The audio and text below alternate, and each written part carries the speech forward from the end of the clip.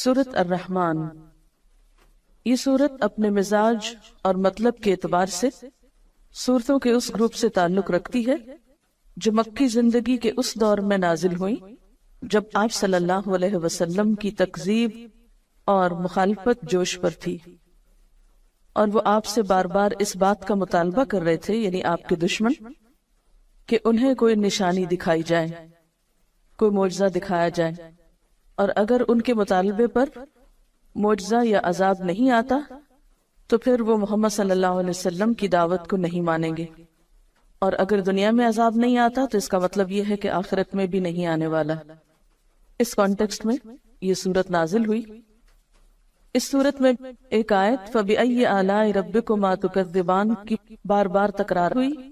تو یوں لگتا ہے کہ جیسے مخالفین اپنی ضد میں مبتلا تھے تو اللہ سبحانہ وتعالیٰ کی طرف سے بھی جو کلام آیا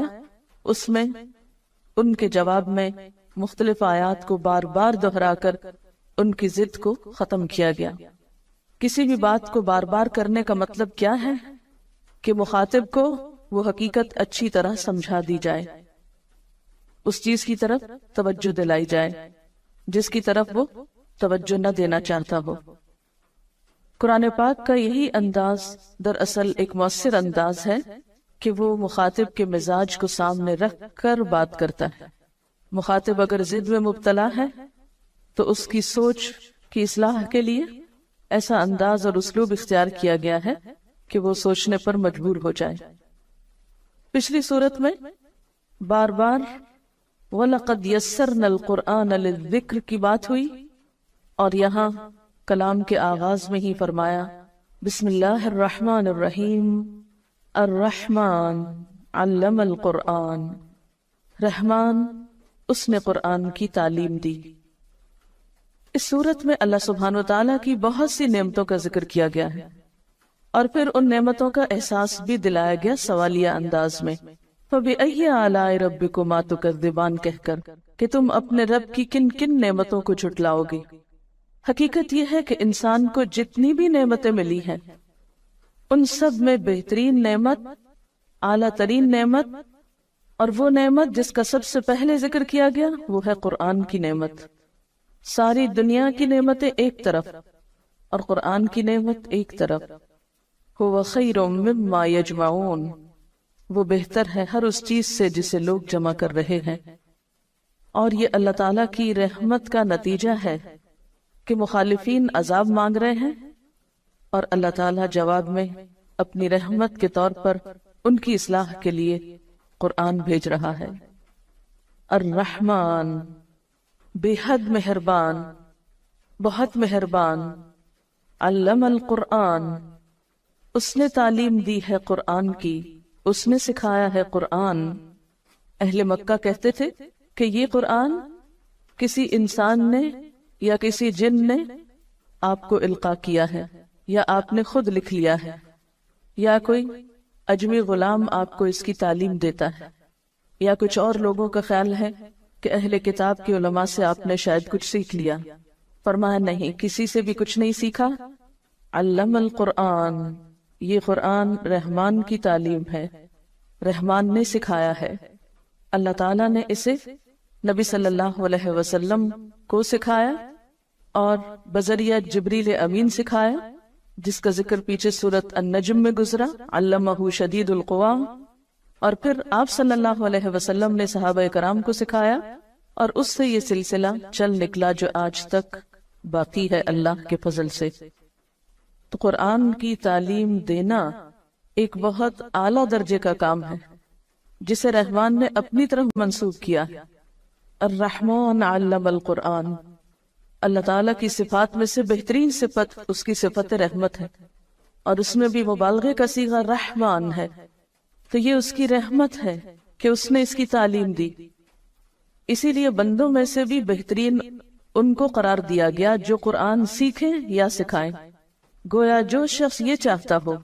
کہ اس پر اللہ کی رحمت نچھاور کی جائے، اللہ تعالیٰ کی رحمتوں کو پائے، اس کے لیے پھر اس کے سوا کوئی راستہ نہیں کہ اس قرآن کو سیکھے اور سکھائے، یا اس کو لوگوں تک پہنچانے کے لیے کوشش کرے۔ اور یہ حقیقت ہے کہ جو شخص بھی اپنی زندگی، اپنے وقت، اپنے مال، اپنی صلاحیتوں کا کچھ حصہ بھی اس کی تعلیم کو عام کرنے میں استعمال کرے گا، اللہ تعالیٰ اس کی ان تمام چیزوں میں برکت پیدا فرمائے گا اور اپنی خاص رحمت سے نوازے گا۔ اور علامہ کا لفظ باب تفعیل سے ہے، جس کے معنی میں آہستہ آہستہ بتدریج ایک چیز دینا ہوتا ہے، یعنی قرآن پاک یک بارگی نہیں اتار دیا گیا بلکہ تھوڑا تھوڑا کر کے اتارا گیا۔ اور ویسے بھی قاعدے کے مطابق باب تفعیل جو ہے یہ متعدی ہوتا ہے، جس کا معنی یہ ہے کہ اس کے پھر دو مفعول ہوں گے،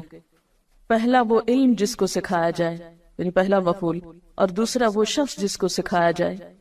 تو یہاں پر علم القرآن میں پہلا مفعول تو قرآن ہے، یعنی قرآن کی تعلیم دی، اور دوسرا کیا ہوگا کہ وہ شخص جس کو دی گئی یعنی رسول اللہ صلی اللہ علیہ وسلم، اور پھر آپ کے ذریعے سب تک یہ ہدایت پہنچائی گئی۔ تو الرحمن علم القرآن، رحمان نے تو ایک خاص طریقے پر قرآن کی تعلیم دی، آہستہ آہستہ سکھایا، لیکن ہم کیا چاہتے ہیں کہ ایک دم بس پورا کر دیا جائے، چاہے سمجھ میں آئے یا نہ آئے، دل میں اترے یا نہ اترے، عمل کا حصہ بنے یا نہ بنے۔ خلق الانسان، اس نے پیدا کیا انسان کو، اس نے انسان کی تخلیق کی، یعنی انسان بندر وغیرہ سے ترقی کر کے، یعنی جانور سے ترقی یا ارتقاء کر کے انسان نہیں بنا، بلکہ انسان جانوروں سے بالکل ایک الگ مخلوق ہے، مستقل مخلوق ہے۔ خلق الانسان، اس نے انسان کی تخلیق کی، یعنی انسان بطور انسان ہی پیدا کیا گیا، پہلے وہ جانور کے طور پہ نہیں پیدا کیا گیا۔ اور یہاں انسان کا لفظ بطور جنس استعمال ہوا ہے، یعنی سب انسان مراد ہے۔ یہاں پر اللہ تعالیٰ کی تخلیق کی صفت کا ذکر کیوں کیا جا رہا ہے؟ اس لیے کہ اللہ تعالیٰ نے جو تعلیم دی ہے قرآن کی، یہ اس وجہ سے دی ہے کہ اس نے انسان کو بنایا، وہ انسان کی حقیقت کو پہچانتا تھا، اس کی ضرورت ہدایت کو بخوبی جانتا تھا، اور اس ضرورت کو پورا کرنے کے لیے اس نے قرآن کی تعلیم دی ہے۔ اور آپ دیکھیے کہ جو خالق ہوتا ہے وہ مالک بھی ہوتا ہے، تو جو مالک ہوتا ہے اس کے ذمہ ہوتا ہے کہ مملوک کو کام بتائے کہ اسے کیوں بلایا گیا، کس کام کے لیے بنایا گیا۔ یہ بالکل ایسے ہی ہے جیسے آپ کسی فیکٹری میں ملازمت کریں، تو فیکٹری کے مالک کا ذمہ ہے کہ آپ کو آپ کے کام کی نوعیت بتائے۔ جب بھی کسی کو کسی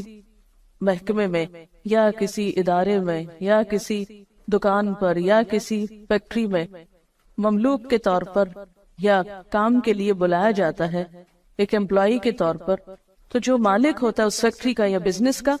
اس کی ذمہ داری صرف یہ نہیں ہوتی کہ لوگوں کو بھرتی کر لے، بلکہ اس کی ذمہ داریوں میں یہ ذمہ داری نہایت اہم ہوتی ہے کہ وہ آنے والوں کو ان کا کام بتائے۔ تو اللہ تعالیٰ نے انسان کو پیدا کیا، وہ انسان کا مالک ہے، انسان اس کے آگے مملوک ہے، لہٰذا یہ اس کی ذمہ داری تھی کہ وہ انسان جیسی مخلوق کو پیدا کر کے عقل دے کر اسے یہ بتائے کہ اسے کس لیے بنایا۔